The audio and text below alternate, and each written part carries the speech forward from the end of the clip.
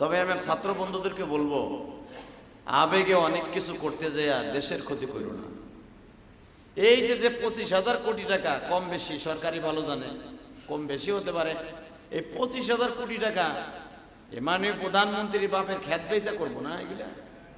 এটা তোমার আমার পকেটের নিবু চান্দু, কথা কন না কেন? তুমি মোবাইলের টাকা ভরবা 21 টাকা, দেখবা 10 টাকা নাই। কারেন্টের মিটারে ঢুকাবা 1000, দেখবা প্যারাত করে 700 টাকা নাই।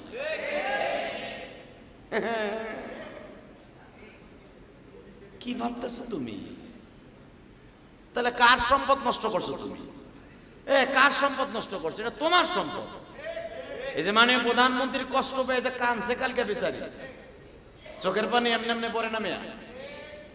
এই মিরপুর 10 নম্বরে 1 বছর পর্যন্ত মেট্রো রেলে আপনারা উঠতে পারবেন না।